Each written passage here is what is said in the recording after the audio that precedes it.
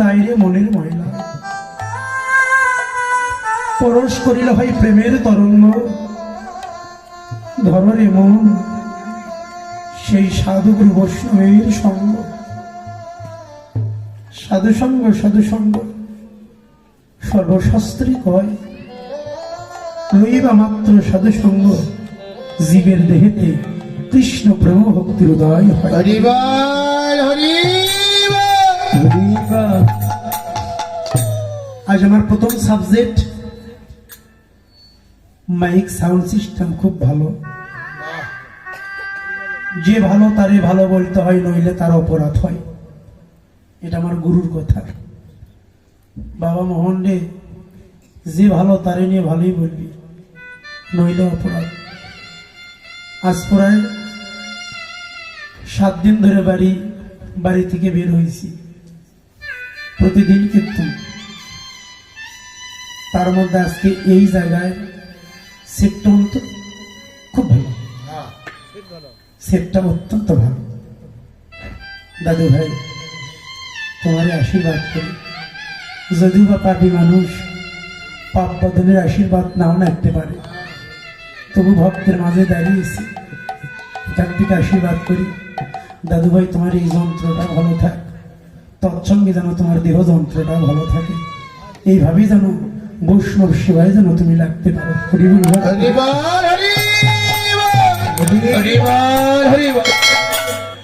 আমার যে বিষয়বস্তু কমিটির সিদ্ধান্ত অনুযায়ী, ওটা একটু সরান নেব। এটা কার ছাগল গা কান দেন তো।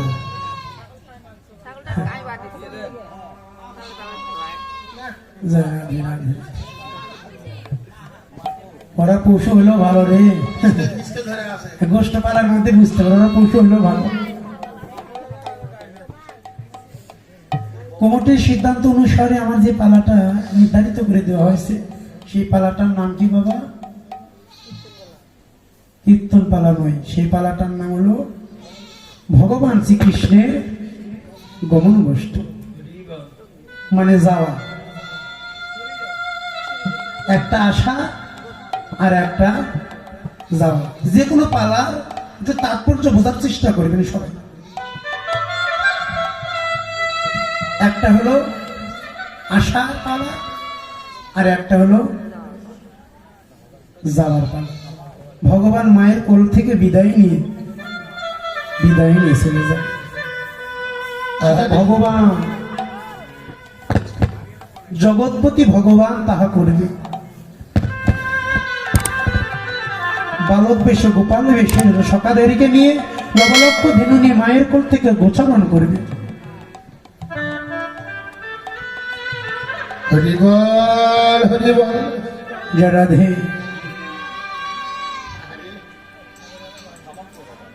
একটা গ্রন্থে দেখলাম গোবিন্দের নাই কোনো গোচারণ খেলা, আর রাধারানীর নাই কোনো বিরহ জানা।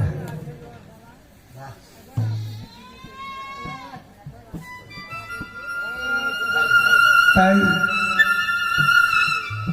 আমার বাবুরা আমার একটা নির্ধারিত করে পালা দিয়েছে, পালাটার নাম হলো গমন গোষ্ঠ।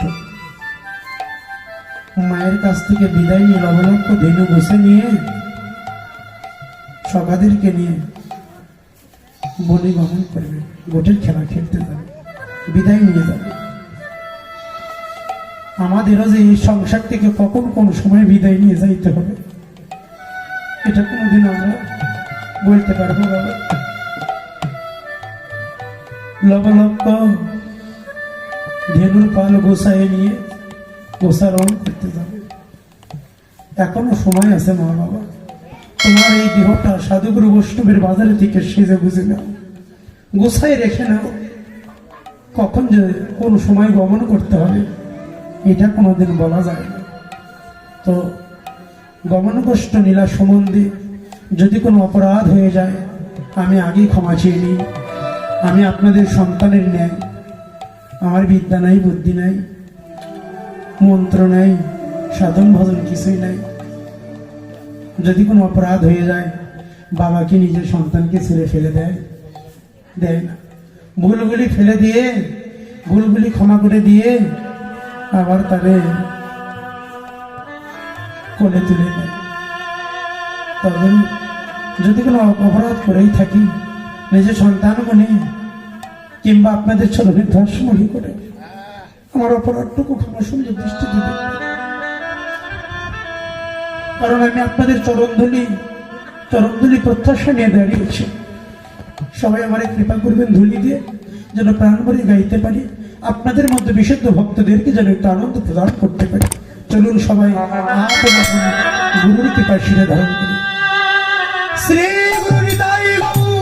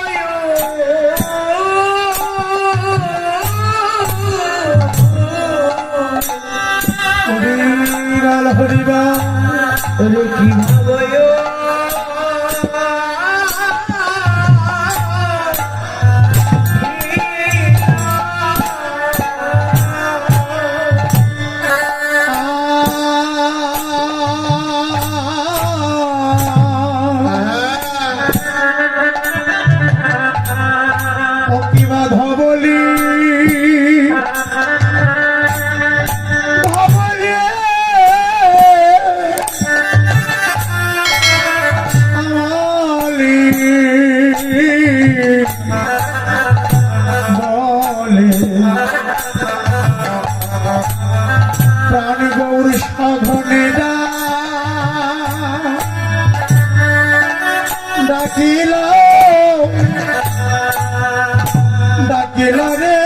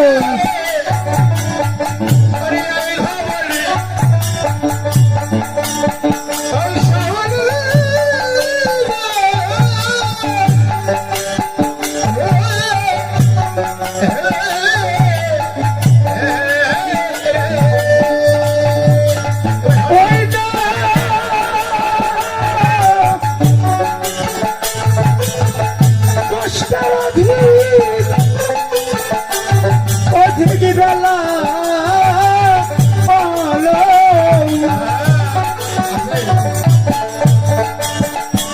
তাকে আইসা বলি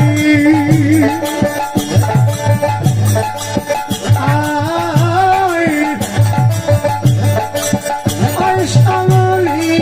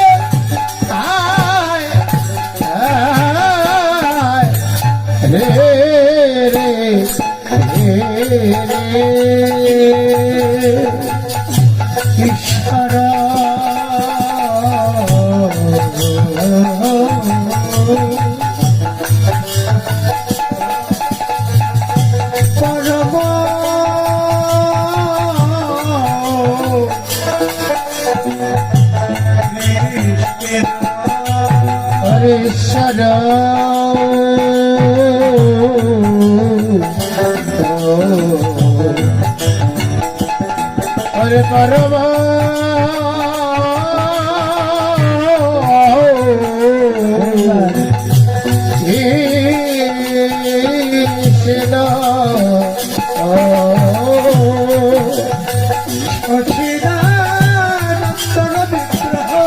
अरे विग्रह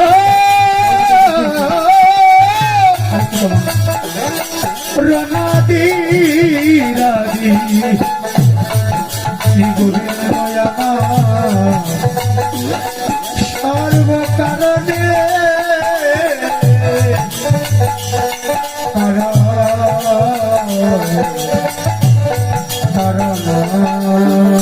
সর্বকারণে